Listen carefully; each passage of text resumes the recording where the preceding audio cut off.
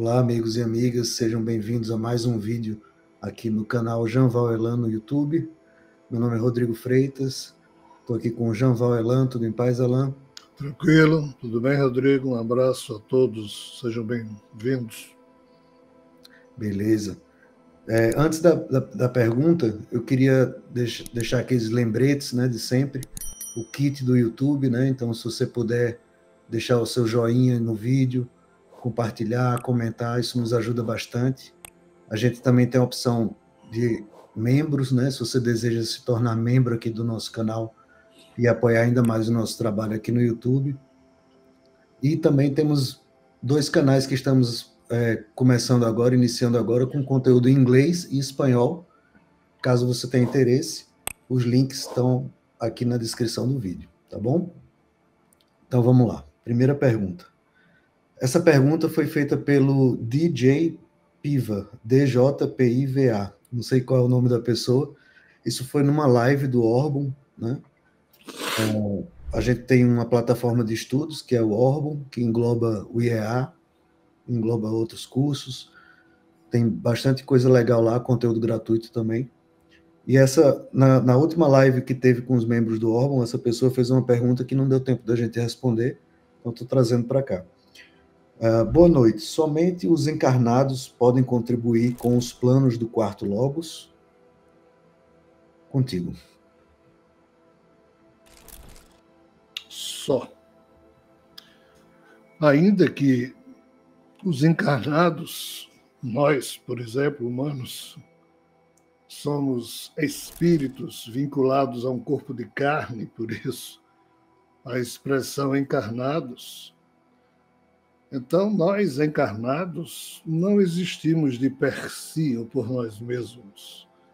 Nós só existimos porque há um espírito vinculado a este corpo, que anima esse corpo, que faz com que ele viva, que faz com que o seu cérebro pulse, e impulsando o nosso cérebro, termina sendo levado a se sentir consciente de si mesmo, e como nos foi dado um nome na infância, a gente se auto-identifica com esse nome, e isso faz com que surja toda uma estrada psíquica no sentido de acharmos que somos um personagem, uma personalidade independente, que pensa por si mesma, que sente por si mesma, que toma as suas opções, blá, blá, blá, blá, blá, blá. E assim, nós achamos que ser um ser humano é isso que nós somos, mas acontece que ser um ser humano sem que haja um espírito ligado a esse corpo animal, não funciona. Não há vida. Para que esse corpo surja, é preciso que códigos de papai e mamãe, espermatozoide e óvulo se encontrem, um novo cérebro surge e começa essa sensação psíquica que vai ser identificada. Então, assim, a pergunta é: só os encarnados podem participar do processo vinculado ao quarto Logos? A resposta é sim, porque espírito desencarnado não consegue atuar diretamente no projeto do quarto Logos. Um espírito desencarnado pode fazer planos para contribuir com esse projeto, mas só pode executá-los caso produza um ser humano, e através desse ser humano, ele, o espírito, possa então atuar no sentido de colaborar com o projeto do quarto Logos. Mas, em resumo, tem que estar dentro da Matrix, ou seja, tem que ter um corpo transitório que porte um dos códigos, ou o código de vida do Criador, que está presente em todas as suas criaturas.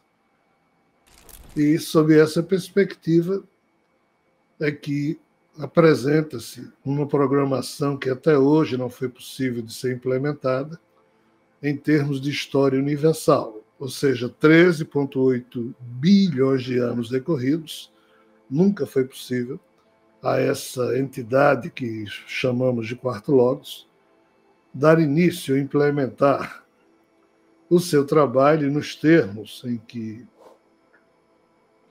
ele pode, pensa fazer, nos termos em que essa criação necessita que alguém faça. E esse alguém, quem foi engendrado para cumprir essa função, é ele. Esse ser a quem chamamos quarto logos. Como entender isso? Nós lançamos já um livro chamado O Quarto Logos, além do que existem, não me lembro quantas palestras no IEA, na plataforma Orbum, pouco importa. Há já um material suficiente para que quem quiser se aprofundar nisso e entender disso sobre esse assunto, e já existe toda essa bagagem informativa disponível. Mas em linhas rápidas, só para situar melhor você que está nos assistindo, o que significa o conceito do quarto logos? Essa expressão logos nós tomamos emprestada da visão grega, da visão do pensamento grego, que coloca a expressão logos como sendo uma mente motriz, uma consciência motriz, uma consciência motora, no sentido de ser responsável por algum processo. E, sob essa perspectiva, quando a gente une a visão do pensamento grego com a visão da mitologia ariana hindu, nessa mitologia e também na mitologia grega existem 3 seres, na mitologia ariana hindu, Brahma, Vishnu e Shiva. Na mitologia grega, esses mesmos seres são chamados de Caos, Eros e Tartar. Então são os mesmos seres que terminaram criando aquilo que se chama as 3 forças básicas através do conceito de gunas, a energia Raja, Sattva e Tamas, ligadas a esses 3 seres, Brahma, Vishnu e Shiva.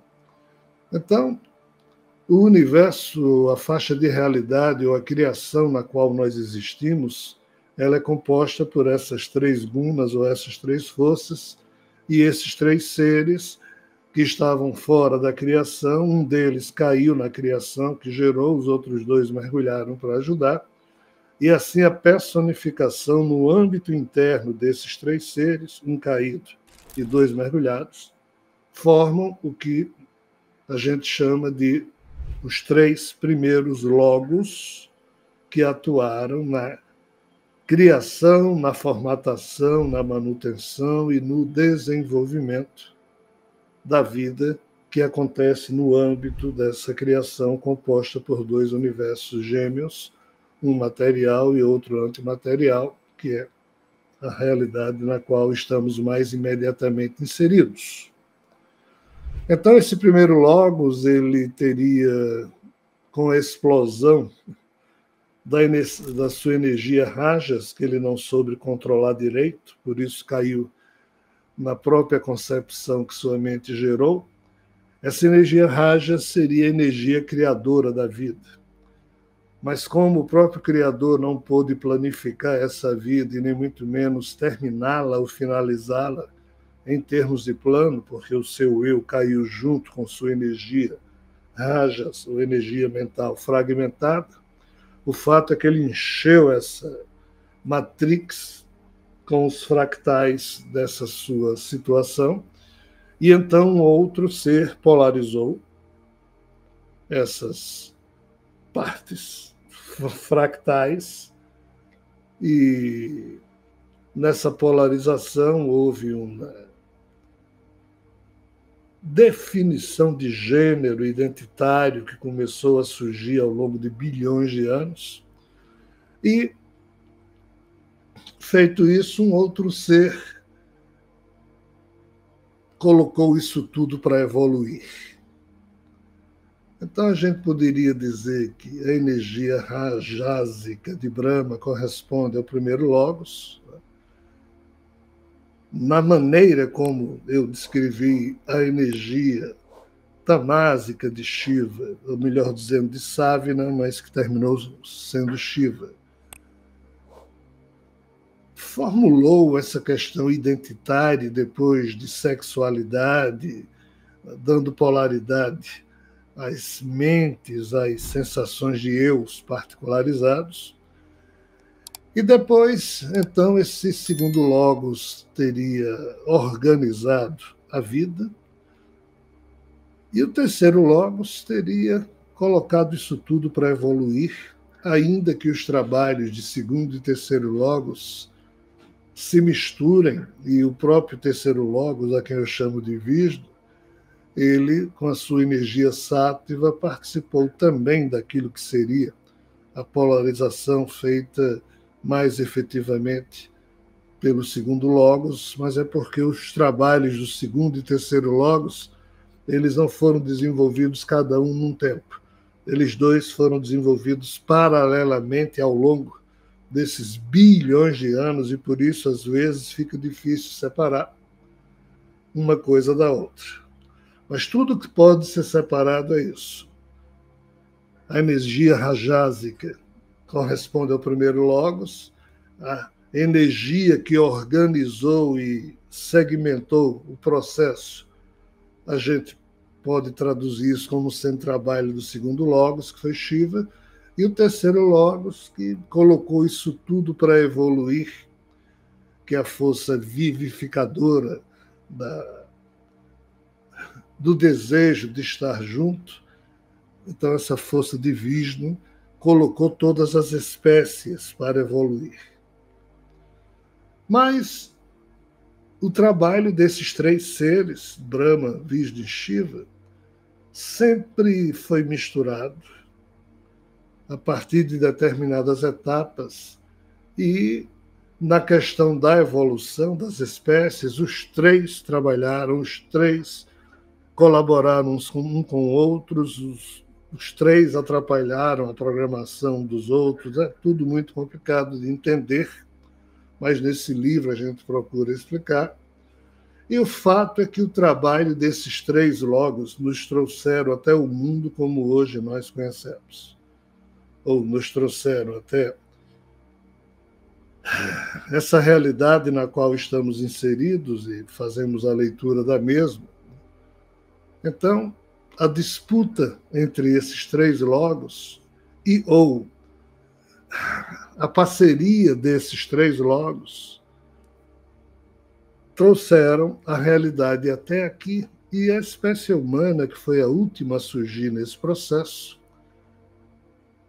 esse trabalho evolutivo desses logos terminaram fazendo da espécie humana um rebanho devocional, ou seja, um rebanho de seres com potencial no campo da racionalidade, mas esse rebanho abriu mão do exercício desse potencial de racionalidade, se transformou quase que todo mundo em máquinas biológicas de crença, em personalidades viciadas em acreditar e em convencer Deus a lhe dar bênçãos, milagres, prêmios. E como é que a gente tenta convencer Deus? Através de preces, de sacrifícios, de promessas, de culto, de submissão à religião. Isso tudo é o que esses três logos fizeram. E esses três logos produziram inúmeros avatares. E esses avatares consubstanciaram esse perfil, esse painel meio que, entre aspas, final, que definiu o rosto da humanidade. Mas qual é o problema? Nós falimos. Isso tudo faliu. As religiões faliram com a vida humana.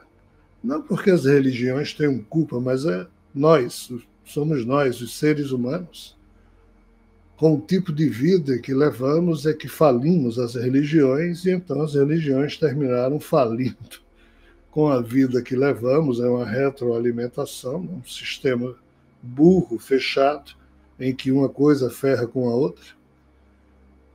E cá estamos nós, ano 2024, olhando para o mundo e vendo a disputa devocional dos hindus vinculados a Krishna, mas antes os hindus eram vinculados a Brahma, hoje ninguém está mais vinculado a Brahma, porque Krishna tomou todo mundo de Brahma, Vishnu e Shiva, então Krishna é o grande avatar.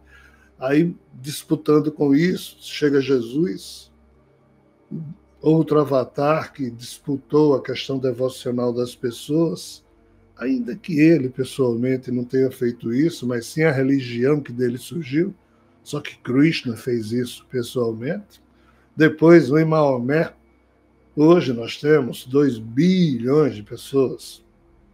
As contas variam de 1,7 a 2,7 bilhões de seres humanos que são muçulmanos. A turma tem um cálculo aí que tem uma margem muito grande para aferir quem é ou quem não é. Então, vamos tomar uma média aí de 2 bilhões e 200 milhões de seres humanos que são devotos, devocionais a Maomé, a Alá, que é o mesmo Javé. Eles se voltam 5 vezes para Meca, ficam naquela postura de devoção. Então, assim, as religiões impositivas ferraram com a humanidade no sentido de transformar todo mundo em devoto de alguém.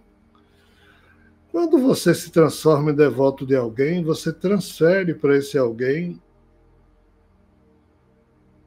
até a sua própria responsabilidade de por você mesmo, você julgar o que é certo e o que é errado, e você passa a obedecer a padres, a frades, a pastores, a irmãs, a seja lá o que diabo for. E com isso o ser humano não desperta seus próprios potenciais pessoais. Com isso o ser humano não desperta o seu código biológico, o seu código filosófico pessoal de conduta frente à vida. Enfim, com isso o ser humano se apequena. E falimos todos. Ah, mas quem diabos é você para estar dizendo que a humanidade faliu? Obviamente ninguém. Cada ser humano por si só é insignificante, mais ainda alguém do meu tamanho é que deve ser assim considerado, pois que de fato nenhum de nós tem estatura moral para pontificar, para, entre aspas, afirmar verdades. Mas aqui na revelação cósmica nós não estamos afirmando verdades.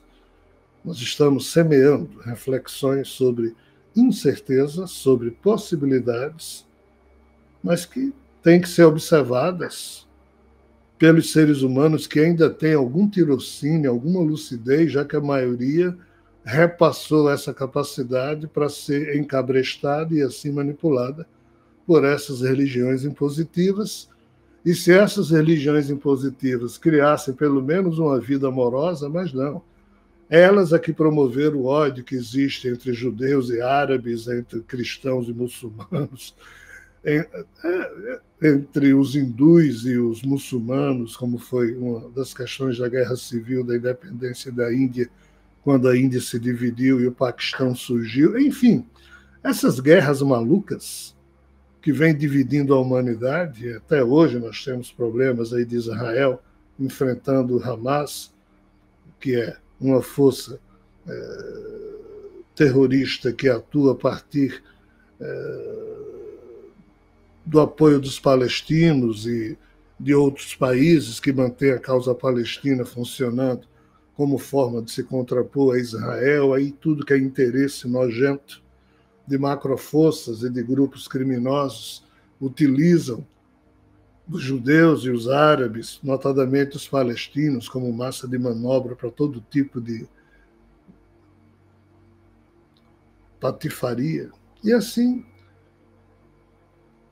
esse é o trabalho dos 3 logos. Heroicamente, no meio da podridão, esses 3 seres e mais um panteão de avatares que eles criaram, e avatares que se autodenominaram deuses ou coisa parecida, trouxeram a coisa até aqui. E mesmo eu não sendo ninguém, mas estou só noticiando que, na perspectiva da espiritualidade lúcida, pela maneira como os espíritos que daqui, entre aspas, os eus humanos, que em deixando seus corpos na hora da morte, fazem a passagem para o lado espiritual, a maneira, a condição, as características com que esses eus chegam, aportam a espiritualidade, é uma mediocridade, é um problema sério, é uma ignorância, é um sofrimento, é uma fedentina generalizada de forças, de formas de pensamento, de formas de sentimento, todas apodrecidas. É um problema seríssimo. Então, por isso, se diz que mesmo essas figuras que chegam lá rezando por Maomé, por Cristo, por Jesus, blá, blá, blá, mas com corrupção e assassinato e maquerência de todo tipo nas suas posturas, esse é o problema, falimos todos. E essa falência está quase sendo somatizada em termos de colapsos em diversos níveis na vida que levamos aqui na Terra. Então, esses logos, eles fizeram, na medida das suas possibilidades, o que eles puderam julgar como sendo o possível, mas o quarto logos é alguém que mantém um currículo existencial e um material escolar que precisa ser implementado como maneira de pacificar, como maneira de emancipar, como maneira de convidar cada ser humano a construir em si mesmo um padrão de consciência superior, porque só assim o chamado reparo na obra e o reparo no código do ser caído, tido equivocadamente como Deus, que é o tal ser que está por trás dessas religiões amalucadas, Javé, Brahma, Alá, Caos, é a mesma figura. Então, assim, o quarto logos é alguém que espera o momento em que a condição humana, porque de todas as espécies que existem nessa criação, só a natureza do psiquismo humano é capaz de realizar esse tikkun cabalístico. Tikkun é uma expressão da Kabbalah, que quer dizer reparo na obra e no Criador caído na própria obra, e isso é feito a partir do que a atitude consciencial das criaturas ferramenta que existem hoje no âmbito dessa obra possam promover como sendo mutação modificativa no âmbito do seu DNA. Então tem que ser seres humanos esclarecidos, emancipados, e não seres humanos apequenados, emburrecidos, cretinizados em nome do fundamentalismo religioso e de todo tipo de grosseria e de estupidez que tem marcado as redes sociais, que disputam a atenção das pessoas, disputam a fidelidade das pessoas, enfim, disputam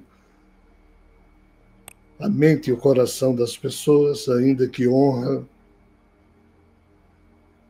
já não é algo que mais existe, porque já se ausentou por total do panorama da vida humana, pelo menos nisso que a gente pode perceber, e esse é mais um retrato da nossa falência. Então, o trabalho do quarto logos, caso o experimento humano sobreviva a isso tudo, ele começa lá na frente. E sim, só os que estão encarnados em cada geração humana podem servir como instrumentos desse processo. Se vamos chegar lá ou não, o tempo dirá. Agradeço a pergunta, agradeço a você que refletiu junto conosco sobre o tema. Espero que você tenha gostado do conteúdo do nosso vídeo. E se você chegou até aqui, significa que você tem interesse profundo em aprender mais sobre a revelação cósmica e todos os painéis que fazem parte desse conhecimento. Por isso, gostaria de convidar você a conhecer a comunidade Orbum, a nossa plataforma e aplicativo de ensino com milhares de horas de conteúdo sobre os mais diversos tópicos e assuntos importantes. É só tocar no link que está aí na descrição deste vídeo para conhecer e se juntar à nossa comunidade de estudos sobre a revelação cósmica.